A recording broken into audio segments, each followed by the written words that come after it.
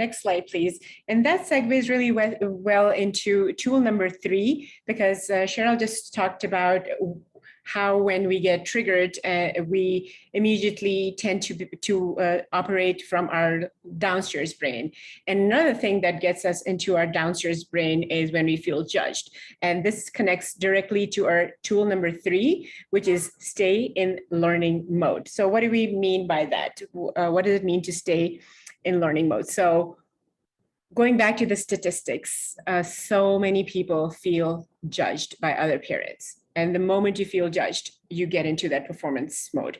Performance mode shifts you down into the lower brain, because when you feel judged, your behavior changes, your tone changes, and you start to perform for the audience, whoever that audience is. And audiences are different. You know, the audience at the grocery store is different from the audience at a birthday party. So you start to behave differently based on your audience, and that is exhausting because you're constantly code switching. Are your parenting goals changing because your audience is changing? Because you're performing for your audience? Because you think that's what people expect you to do as a parent? Whose assumptions are you working from? And this performance does not stop at you. Your children are watching you, and they start to perform for you. They see this is who you want them to be, and they start to perform for you when they're in front of you. They are those perfect children who they think you want them to be. And the moment they leave the house, they go, I can be myself. So we really need to make sure that we bring awareness to ourselves when we are in that performance mode. Naming that loosens its grip on us. The moment we realize, we are aware that we are in performance mode, it is easier for us to switch to the learning mode, because learning mode centers curiosity. Learning means we are failing, we are trying again. It means we are humble, we have growth mindset. We expect to fail, we expect to make mistakes. And that's the mode that we want to stay in. And also shift your power dynamic about learning. You are learning from your children too. It brings to mind this conversation that was left on my voicemail on my phone just a couple of days ago from a family member who's very dear to me. And she was having this conversation with her 4-year-old about the color of his skin. And so the child asked his mother, so what's the color of my skin? Am I light skinned or dark skinned? And instead of saying, of course you're brown, she said, well, what do you think? And it is so important that we cultivate this critical thinking.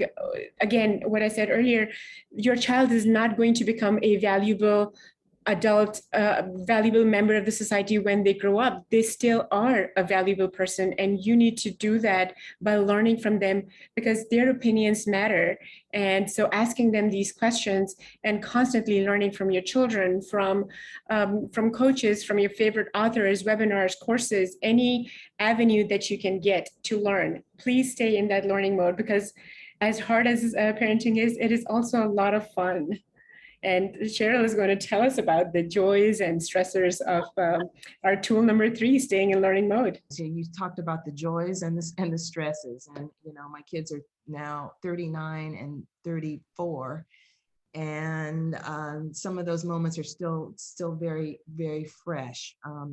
I remember years ago that when they were little, I was at home alone with my youngest, who was a toddler at the time, and I had to take an important call.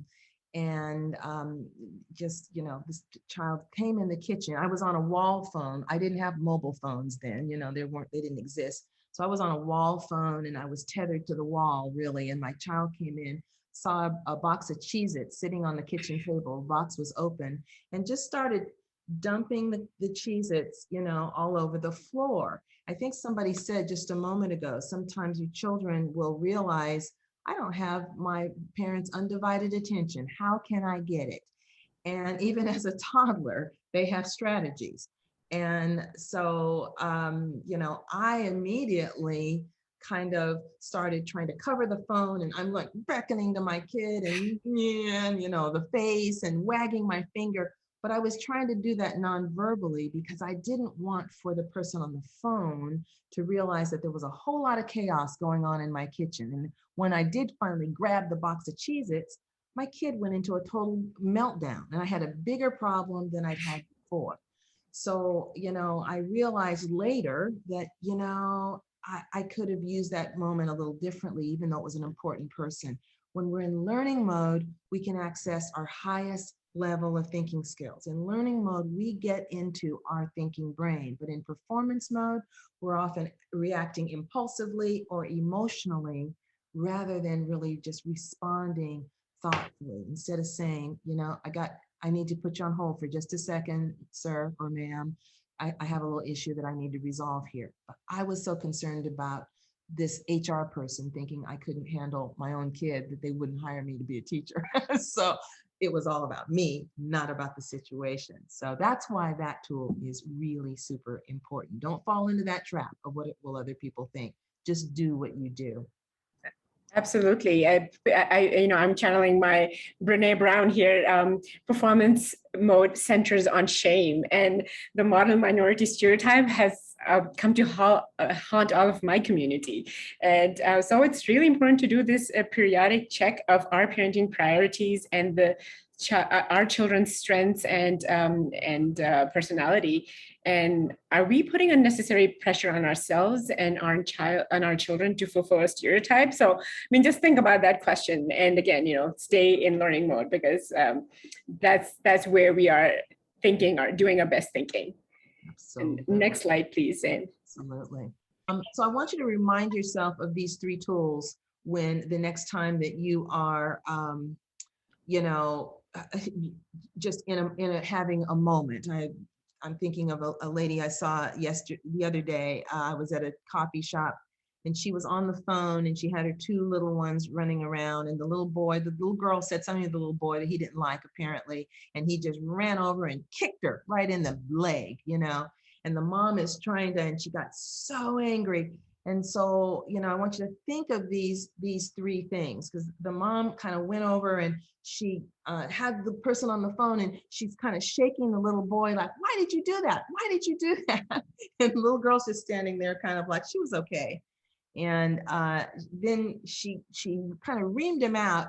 And then she went to her little girl and then she turned around to him and said, now say you're sorry. And so she got herself from the shaking, which was that lower brain. And then she got herself into the emotional brain. She turned around, now say you're sorry.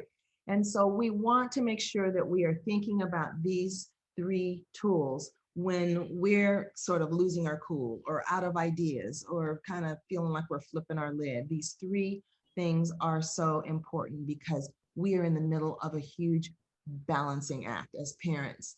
And our job is really much trickier than a real airplane pilot. Why? Because the pilot of a plane, he has to get us to that destination, but then he just stands at the door and says, bye, see you next time. Thank you for flying with us.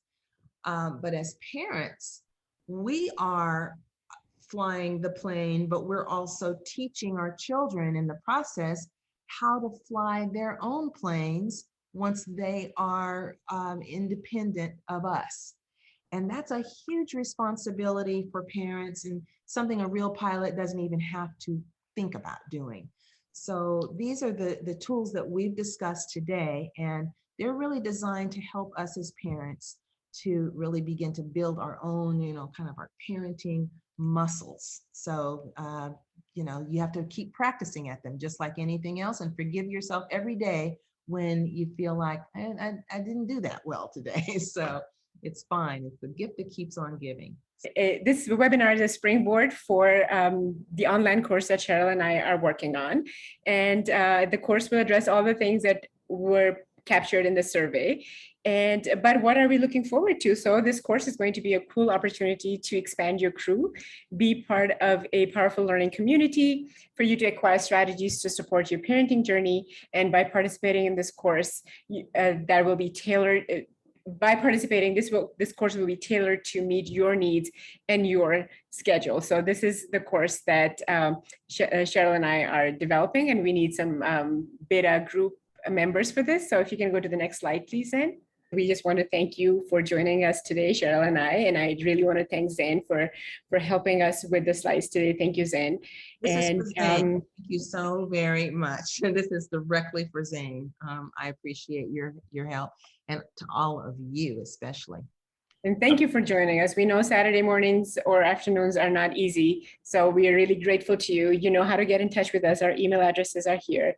And we really hope that those of you who are on this call today can, even if you choose not to join the beta group or the course, I hope you stay connected as a group of parents who want to learn from each other and support each other. So let's take this forward, and we'll hang back for a second or two if anybody has any questions or comments. Otherwise, thank you very much for joining Cheryl and I today.